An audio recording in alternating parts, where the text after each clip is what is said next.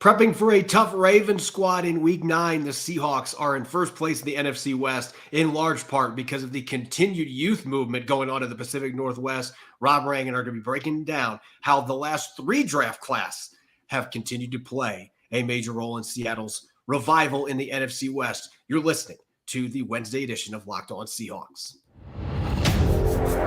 You are Locked On Seahawks, your daily Seattle Seahawks podcast. Part of the Locked On Podcast Network, your team every day.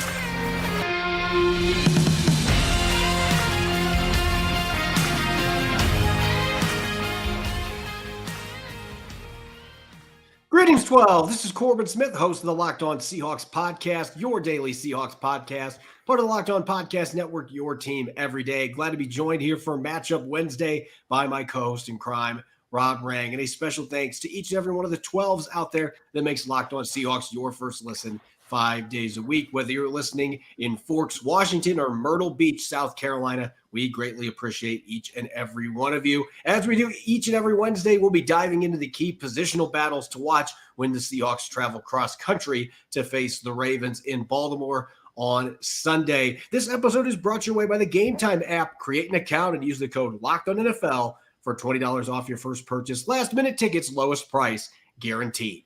Now for your lead story here on our Wednesday edition of Locked On Seahawks. The Seahawks will travel to Baltimore to face the talented first place Baltimore Ravens. They're 6-2. Tough matchup, maybe the best game of the week considering the Seahawks are in first place in the NFC West.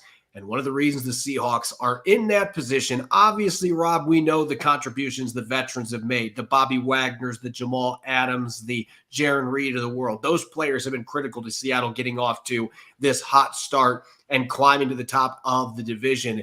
But at the end of the day, it is still all about the youth movement. And we kind of forgot a little bit about that 2021 draft class where the Seahawks only made 3 picks, but even that draft class, even with D. Eskridge being suspended the first 6 games and not really doing much in his first game of the season on Sunday, even that draft class now is making significant contributions to the Seahawks getting 5 wins in their first 7 games. And that is really the foundation that has gotten this football team back to being one of the best in the NFC. Yeah, I love that you mentioned that. I think that it's kind of ridiculous, in my opinion, that John Schneider and the Seahawks scouts have just kind of had to endure a lot of naysayers out there. And I just think that this is one of the absolute best scouting departments in all of the NFL. And as I think anybody can acknowledge, the fact that D. Eskridge obviously has not played up to expectations, but Trey Brown certainly has played very well when he has been healthy and on the field. As I said in yesterday's show, I want to raise my own hand up here and call myself out for questioning what Stone Forsythe has done over his first couple of seasons, but the improvement that he has made so far this season.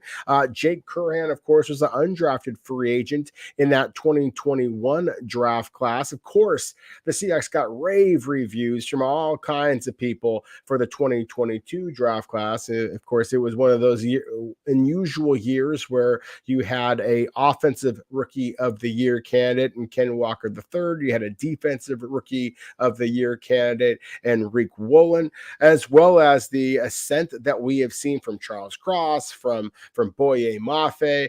There's just so many good football players on that year's squad. And then, of course, this year, it looks like just a repeat of last year's success with the rookies. Of course, Devin Witherspoon and Jackson Smith-Njigba getting most of the attention to this point. But to me, that's one of the most exciting things about this, Corbin. It does feel like it's not only an exciting season in 2023 for the Seahawks, but that this is a team that is on the upswing because so many of their best players are still on those rookie contracts. Yeah, I really wanted to emphasize that 2021 draft class because it's kind of become an afterthought. And a large part of that is because D. Eskridge is just not panned out to this point. The Seahawks are still hoping they can get some production from him on offense or on special teams. But Stone Forsythe has played outstanding football the last couple of weeks. He looks natural at right tackle. In fact, I'm going to make the statement right now. I think he looks more natural at right tackle than left tackle, where he played his entire collegiate career at Florida. He seems to be finding his groove there. And Trey Brown has been fantastic this year, coming back from that knee injury that really made 2022 a wash for him. He's got 2 interceptions, and he's been coming up making hits in the run game. So you're getting contributions from those guys. And then last year's draft class, even with Abraham Lucas only playing half game of football to this point, he would have been on that list I showed a moment ago for starters if he had been playing. But Boye Mafe, I mentioned yesterday, he's playing as well as any edge in the NFC right now, all-around game. And then you're getting the production from Ken Walker, over 500 rushing yards, 6 touchdowns. Charles Cross played really well against Cleveland. He's back healthy. And this latest draft class, this is what's really exciting. We've seen Devin Witherspoon, and now Jackson Smith-Njigba is coming on, game-winning touchdown this past weekend against the Cleveland Browns. Derek Hall is going to take on a bigger role with Uchenna Nwosu being banged up. Zach Charbonnet had his best game as a pro against Cleveland. He's continuing to carve out a little bigger role for himself in that complementary running back role. We've seen Anthony Bradford play well and get better every single start he's had. Oluwatimi's looked solid when he's gotten into the game at center. And Jarek Reed, 6th rounder, he's been one of their best special teams players this year. He had a huge hit on the game's opening kickoff on Sunday. I mean, I can keep naming. We haven't even mentioned more Bobo yet. Jake Bobo has been one of their best rookies, and he was an undrafted player. So all these newcomers that have come into the program in the last 2 or 3 years, not just, filling in and stepping in when needed, but a lot of these guys are starting. And when guys are injured, they're stepping into the lineup and they're playing well. It's really exciting for both the present and the future. You're thinking right now, hey, this is why we're going out and trading for Leonard Williams and we're giving up a 2nd-round pick, because we already have that young foundation that we have built here the last couple years. We're still going to have an extra 3rd-round pick next year to continue to build this roster and get young talent. We'll have our 1st-round pick. But you make that kind of a deal because of the production that you are getting. And it's interesting here from Pete Carroll at this point. He's kind of lost what to say because he's been asked about this youth movement so much. And it's not a bad problem to have. You know that he's excited about it, but they've just come to expect these players like Jake Bobo to be able to just jump in the lineup and be able to contribute. And this has been as good of a 3-year stretch for John Schneider and Pete Carroll as we've seen. It's right there with what they did in 2011 and 2012, that 2010 class. This is shaping up to be as good of a cluster of draft classes as we saw then. And we saw the end result with that, and the Seahawks are hoping they can replicate that with this young core that they've put together. Yeah, that's what's so exciting about it, is because it feels like you're just scratching the surface, and we've seen this movie before. It results in a Lombardi trophy. And it's one of the reasons why I was so excited about the trade for Leonard Williams, because again, as I mentioned a moment ago, these are so many good young players on those rookie contracts. And so the Seahawks, for example, are in a much better position to potentially re-sign a Leonard Williams after making the big splashy trade than, say, the San Francisco 49ers, who are absolutely up against the cap. Look, give them some credit for making the big trade for Chase Young, but are they actually going to be able to keep him for more than the 9 remaining regular season games of this season? I mean, that to me is one of the huge differences. And as you said, I mean, you're just kind of rattling off all of these players from this 2023 draft class. I mean, we didn't mention Cameron Young, who has played quality ball. We didn't mention Chris Stoll, the long snapper, who has been perfect so far. We didn't mention Jonathan Sutherland, the safety that was re-signed by the Seahawks today. So to me, that's one of the things, again, that there's not only the draft picks, it's Seattle's ability to find these diamonds in the rough in undrafted free agency, like a Jake Bobo, for example. The Seahawks just kind of continue to hit it out of the park when it comes to the evaluation of rookies or draft picks, And so again, to me, that is one of the most exciting things about this is not just a one and done type of a season for the Seahawks in 2023. They truly are building yet another regime that really could be one of the best in all of the NFL. And I think that's another reason I'm so excited to go into this game on Sunday, because the Baltimore Ravens have followed a very similar script. They obviously have the superstar on a big money contract in Lamar Jackson, but they have drafted really well on both sides of the football, including receiver Zay Flowers, who is already probably the best receiver that Lamar Jackson has had in his time in Baltimore, to go with Mark Andrews and all the weapons they have. So both these teams have drafted really well the last few years. They've got a lot of young talent, and that's just going to make it an even more exciting game to watch for both fan bases to see who can come out with the victory in Baltimore. We're going to get to those matchups coming up next here on offense for the Seahawks against the Ravens on defense. Don't go away. You're listening to the Locked On Seahawks podcast.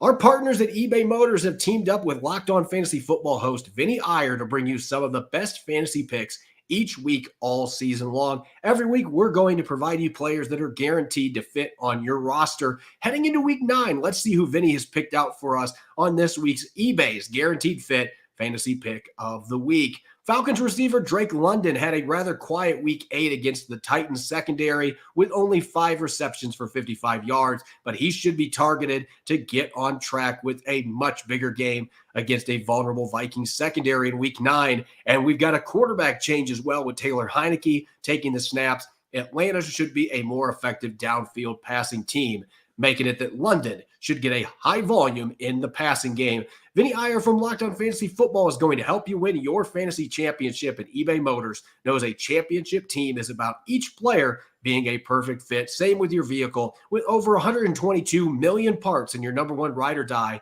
you can make sure your ride stays running smoothly. They've got brake kits, LED headlights, roof racks, bumpers, whatever your baby needs. eBay Motors has it. And with eBay's Guaranteed Fit, it's guaranteed to fit your ride the first time, every time, or your money back. At these prices, you're burning rubber, not cash. Keep your ride or die alive at ebaymotors.com. eBay Guaranteed Fit, only available to U.S. customers.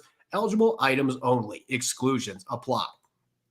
You're listening to Matchup Wednesday here on the Locked On Seahawks podcast. I'm your host, Corbin Smith. Glad to be joined, as always, by my co-host in crime, Rob Rang. And a special thanks to each and every one of the 12s out there. Thank you for making Locked On Seahawks your first listen 5 days a week. Coming up tomorrow, I'll be joining Locked On Ravens for our weekly crossover Thursday special. You won't want to miss it. We'll be diving into key storylines, more matchups, predictions, wild cards, all kinds of fun stuff as we gear up for this must-see matchup in Baltimore on Sunday. You won't want to miss it. Let's get to our weekly matchups here, one of our favorite segments of the week. And as we usually do, we're going to start with the Seahawks on the offensive side of the ball, going up against one of the best defenses in the NFL, the Baltimore Ravens. We talked about this yesterday, Rob. They're first in sacks. They're in the top 5 in tackles for loss. They're in the top 3 in quarterback hits. They've forced 8 interceptions this year. They have the ability to create a lot of turnovers. This is just a vicious, well-oiled machine that doesn't give up many yards. So it is going to be a challenging matchup for the Seattle Seahawks, even with the weapons that they have.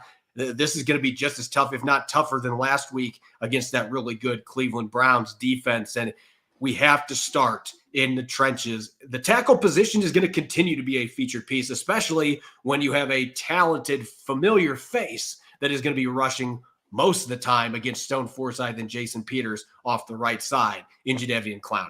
Yeah, that's where I wanted to start too, is Jadeveon Clowney, just the reunion of sorts that we're going to have here. Jadeveon Clowney has 3.5 sacks, so far this season, Corbin, but he is just like he was with the Seahawks. He is so much more effective than those numbers would suggest. I mean, he is just so long, so strong, so powerful. And that to me is what's going to make this fascinating to see who the Seahawks elect to start at that right tackle position.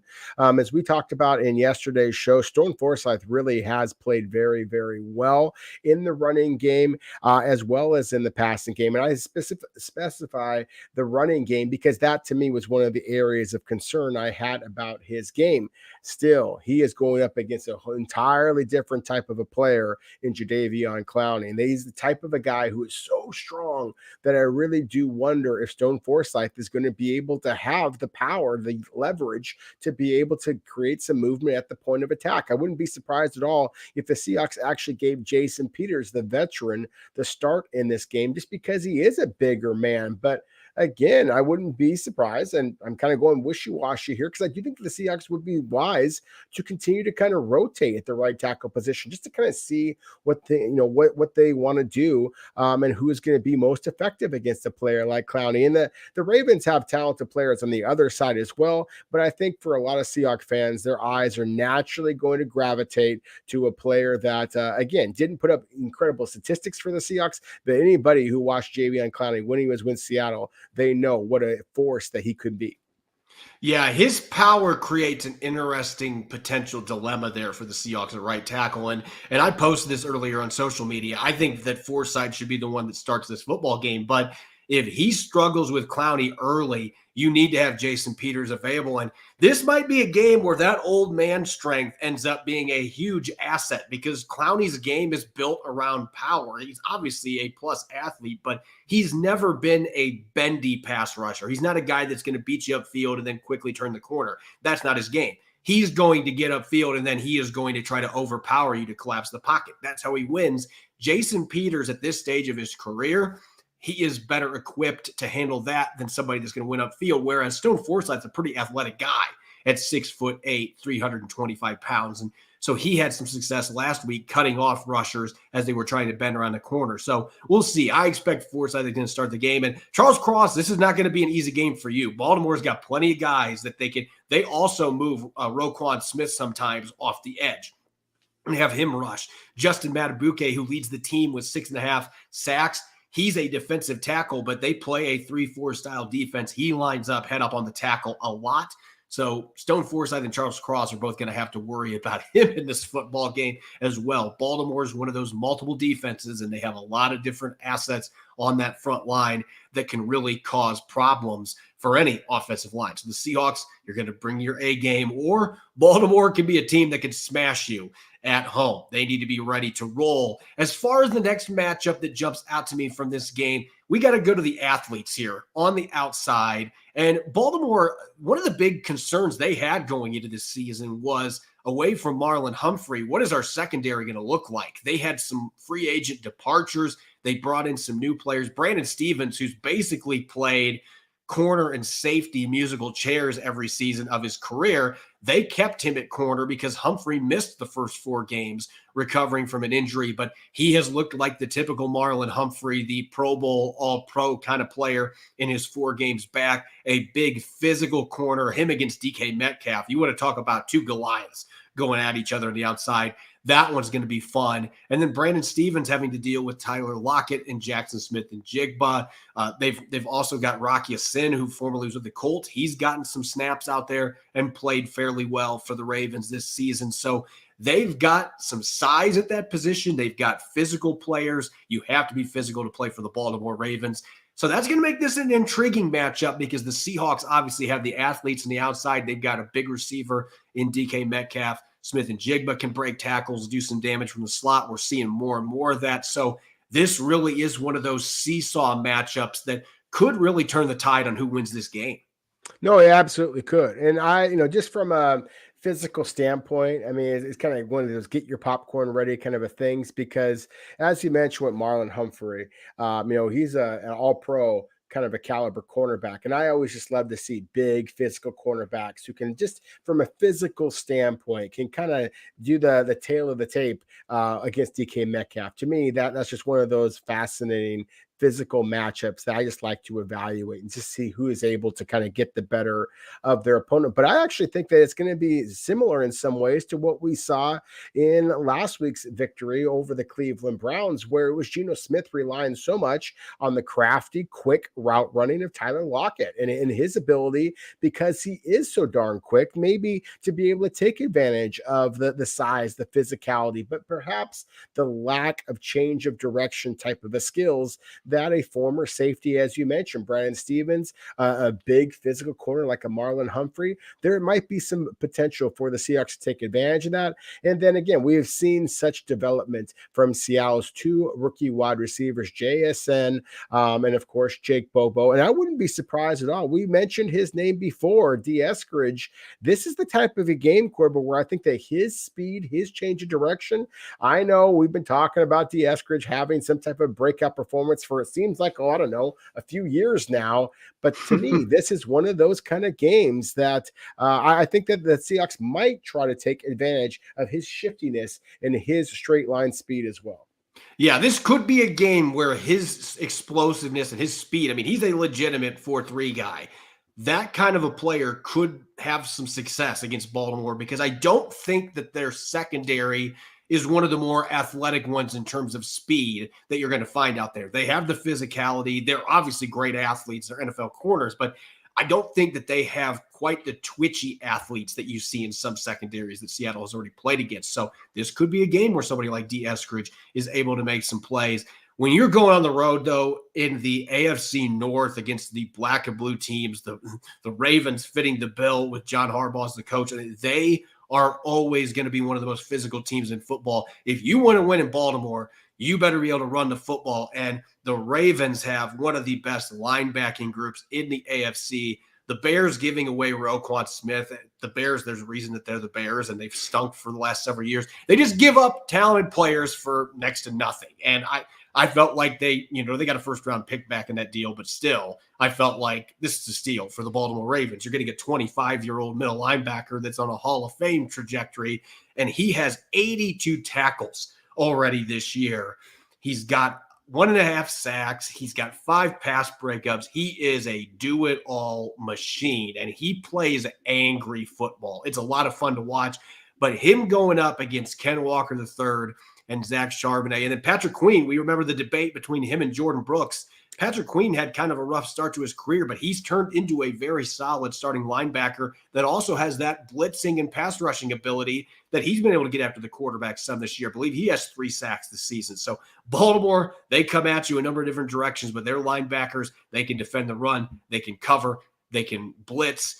This is going to be a really fun matchup, and the Seahawks are going to have to find a way to get their running back second level, and they're going to have to win some of those battles if you want to win this football game.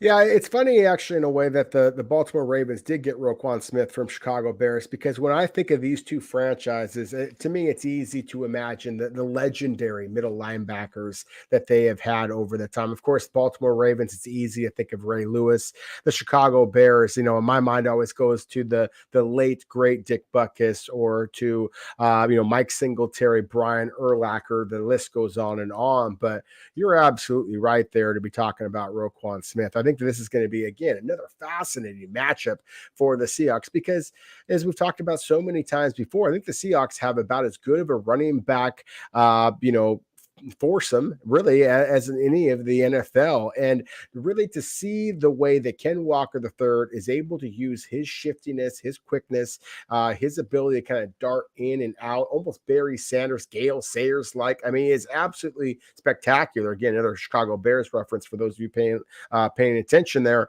I just think that is such a fun matchup for two linebackers in Queen and Roquan Smith that, again, have that same caliber of athleticism. So that's why I wouldn't be surprised at all to see the Seahawks really kind of focus in on Zach Charbonnet, try to provide some of the pop to kind of counter Baltimore's physicality. So again, it's like it's appropriate that we're having this conversation, a couple of days or a day after Halloween. I mean, it's almost like that Spider-Man meme. I saw lots of kids walking around with Spider-Man uniforms. I mean, it's like the Baltimore Ravens and Seattle Seahawks should be kind of pointing at each other like, wow, you look exactly the same as us. The Seahawks have, of course, two dynamic inside linebackers in Bobby Wagner and Jordyn Brooks.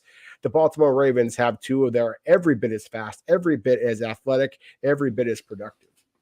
Yeah, this is going to be a true old school linebacker battle. Two of the best linebacking groups in the NFL. And both teams are going to want to run the football too, with the way Pete Carroll and John Harbaugh coach. So they really are mere identities in a lot of different ways. And that just adds to the intrigue. When we come back, we're going to look at the Seahawks defense against Lamar Jackson and an explosive Ravens offense. Don't go away. You're listening to the Locked On Seahawks podcast, which is brought your way by Game Time. If you've ever been on the hunt for sports or concert tickets at the last minute, the process can be anxiety-provoking. Buying tickets to your favorite events shouldn't make you want to pull your hair out. Game Time is the fast and easy way to buy tickets for all the sports, music, and comedy near you. They've got killer deals on last-minute tickets, and with their best price guarantee, you can stop stressing over the tickets and start getting hyped for the fun you're going to have. If you want to see the Seahawks face off against the Ravens at M&T Bank Stadium next weekend, using Game Time's awesome flash deals feature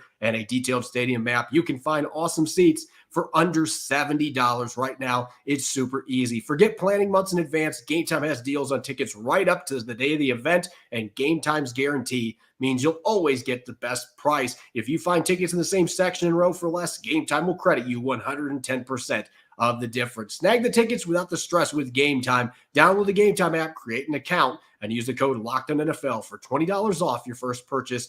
Terms apply. Again, create an account, redeem the code LOCKEDONNFL for $20 off. Download Game Time today. Last-minute tickets, lowest price guaranteed. You're listening to Matchup Wednesday here on the Locked On Seahawks podcast. I'm your host, Corbin Smith. Glad to be joined, as always, by my co-host in crime, Rob Rang. Special thanks to all the 12s. Thank you so much for making Locked On Seahawks your first listen 5 days a week. We greatly appreciate it. Continuing Matchup Wednesday, we're going to shift gears now. We just looked at the Seahawks offense going up against that feisty, dominant Ravens defense. They've got a pretty good offense, too. Lamar Jackson running Todd Monken's offense, first-year offensive coordinator, formerly with Georgia, back-to-back national champions as the play caller. Explosive offense, and he has worked wonders with Lamar Jackson and the weapons he's got around him. You look at this game from a Seahawks defensive perspective. What's the first matchup that jumps out to you against the Ravens that is worth discussing and needs to have the most attention? Well, for me, Corbin, I just got to see what Leonard Williams looks like in Seattle blue. I mean, I want to see the big number 99. It's already been announced that is going to be the number that he is wearing, the same number that he wore with the New York Giants as well. And not only because he, of course, is the newest addition for the Seahawks, the biggest addition just from a size standpoint, 6'5", 305 pounds, but also because I do think that the interior of the Baltimore Ravens is not a weakness necessarily. I think this is a really, really good team, a legitimate Super Bowl contending team. But Tyler Linderbaum, the first round pick that's at the center position, as well as Baltimore's guards, are more designed for quickness, especially Linderbaum. I mean, this is a very quick man. He's not necessarily an overpowering man. It's actually the center that the Seahawks have preferred in the past. If you've ever seen the Seahawks centers just get kind of blown up by bigger, more physical defensive tackles, well, now the Seahawks have a couple of those big defensive tackles. And again, Leonard Williams being one, Jordyn Reed has been absolutely dominant so far this season. List goes on and on. You definitely could be mentioning Mario Edwards as well as Draymond Jones. But to me, specifically, Jordyn Reed and, again, big Leonard Williams are the ones that I'm kind of focusing in on here, just because I think that they have the ability to control the interior of the offensive line. That's going to perhaps slow down Lamar Jackson and his runs, perhaps slow down Gus Edwards and his runs, and then you can force Lamar Jackson potentially to have to throw the football if the Baltimore Ravens are going to be able to win this football game. What all of these guys are going to have to be prepared to do this week. This is one of those games where you want to collapse the pocket, but not all the way, in the sense, if you don't think you're going to get to Lamar Jackson and wrap him up, you don't want to get too far upfield, because if he is able to slip out of the pocket and you've got a bunch of rushers that are upfield, he can torch you on the ground. He's still leading the league in rushing yards for quarterbacks. Even though he's not running quite as much as he has in the past, he's still extremely effective, has 5 rushing touchdowns on the ground. So I do think that the Seahawks, we've seen them week in, week out. They had success last week against a really good interior offensive line for the Cleveland Browns. They have shown that they can play with anybody so far. This is going to be another challenge for them, but the Ravens are not quite as big and physical in the interior as we've seen with earlier incarnations of their offensive line. So it feels like this is a game, if the Seahawks can physically win at the trenches, at the point of attack, that this can be a game they can control the line of scrimmage, and that gives them a much better chance to not just slow down the run game, but also be able to get some pressure on Lamar Jackson and maybe put him in some uncomfortable positions. Speaking of Lamar Jackson, that's got to be my first matchup to watch this game, just because there is another QB in the NFL that is like Lamar Jackson. There are other mobile quarterbacks, and then there is Lamar Jackson, the former MVP. His ability to escape the pocket and throw or run, he is dangerous doing both of them. When he gets out of the pocket, a lot of times he's looking to throw the ball. He's not just looking to tuck and run, but he's more than capable. You can run design quarterback runs with him.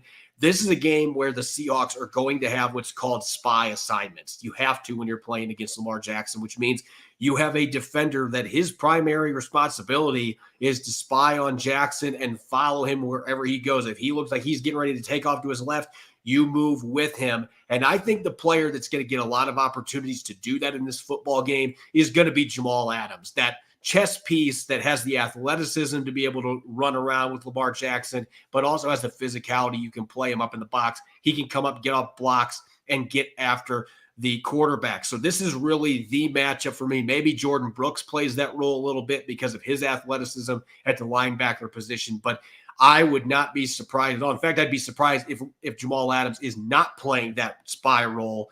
This would seem like a game where he is catered, probably the best player in the defense, to do that against this particular opponent and try to limit. If Lamar Jackson does escape the pocket, you've got number 33 ready to bear down on him in pursuit and go hopefully make a play. Well, I also would throw in Devin Witherspoon with that, just because, as you've mentioned over the last couple of days, I mean, Witherspoon is playing as good a football as anybody on the Seahawks defense, might be their best defensive player at this point. But yes, to your greater point here, I think that it's critical the Seahawks do assign somebody that spy role. Now, you're going to give up some plays in the passing game by dedicating a defender specifically to be just watching the quarterback and making sure that he doesn't escape. But that's just the danger of playing against the Baltimore Ravens with Lamar Jackson. He is that damn dynamic. I mean, this guy is just an incredible athlete. And I would agree with you. Well, I mentioned Devin Witherspoon there. I think that Jordyn Brooks, with his speed and the way that he is playing, also sets up very well. And then Jamal Adams, I mean, this is the type of a game in which his ability to kind of just trigger downhill, the explosiveness, the way that he closes really is one of the most impressive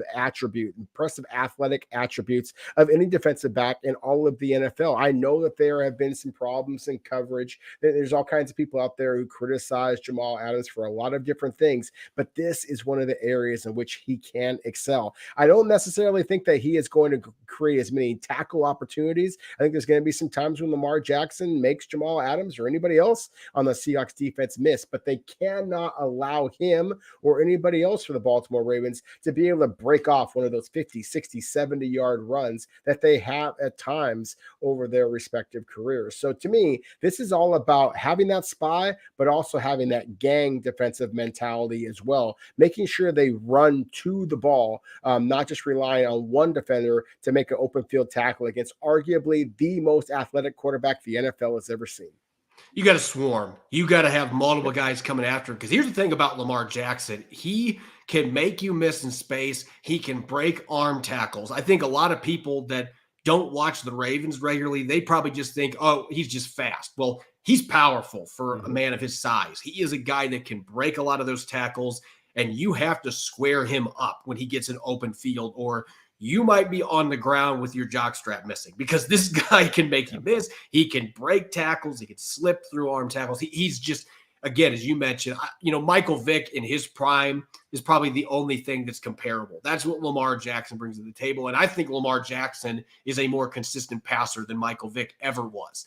And that just makes him that much more dangerous to try to defend, especially because he has gotten much needed upgrades after several years at the receiver position. And in the pre-draft process, I think we might have talked about Zay Flowers more than we did Jackson Smith-Njigba. We thought Zay Flowers was a very Seahawky style receiver with his toughness, his route running. I see a lot of Tyler Lockett in Zay Flowers' game with his ability to win downfield, create after the catch. He brings the toughness aspect. And oh, by the way, he's leading the Ravens in receptions, receiving yards. He is turning into a young star in Todd Monken's offense, and Lamar Jackson has great faith in him. You add in Odell Beckham Jr., who hasn't had great stats at this point, but he is out there. He's healthy now.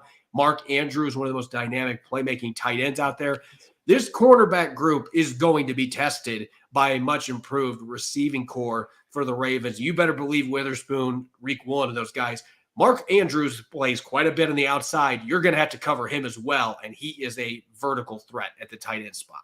Yeah, he might just be the biggest threat that the Seahawks have to face in terms of the Ravens receivers. And obviously he plays the tight end position, does it at an exceptionally high level. But, Zay Flowers, for those of you who are watching on YouTube, you can see Zay Flowers' numbers and you just, project that over the course of a season. We're talking about possibly 90 catches, nearly 1,000 yards, but still only one touchdown so far this season. It would be easy to think that Zay Flowers is not playing that well. He is not scoring touchdowns, but as you mentioned, Corbin, he is leading the Ravens in receptions and receiving yards. He has great straight line speed. He has terrific open field quickness and vision. And he also, like Lamar Jackson, is much stronger than you would think for a guy who's basically 5'9.5", 5'10", and 195 pounds. I mean, this guy is strong.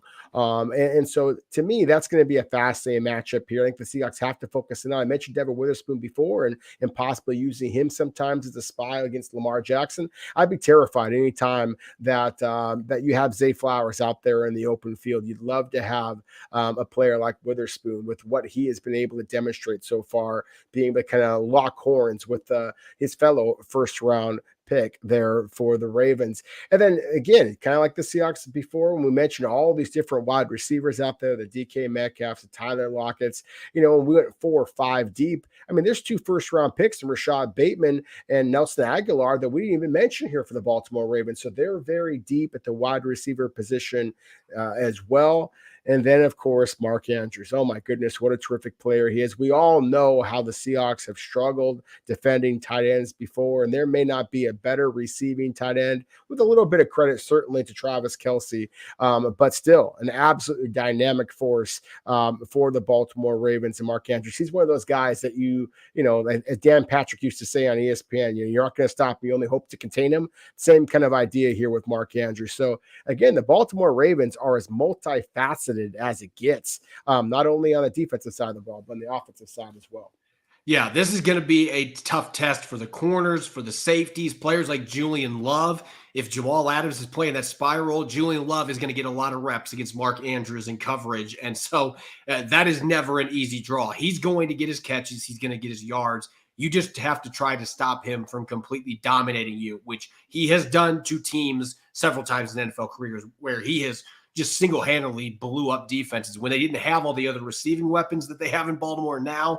It just makes it that much tougher. And I'm looking forward to seeing Zay Flowers and Witherspoon battle in the slot, because that's going to be a really fun first-rounder on first-rounder matchup going into this game. As always, you can follow me on Twitter at Corbin Smith NFL. You can follow Rob at Rob Rang. Subscribe and follow Locked On Seahawks on YouTube and wherever you get your podcast to make sure you don't miss a single episode. Coming up tomorrow, I'll be joining the Locked On Ravens crew. We'll be joining forces for Crossover Thursday, continuing to dive into key matchups, key storylines, and much more. You won't want to miss it. Enjoy the rest of your Wednesday, and thanks for listening in. Go Hawks.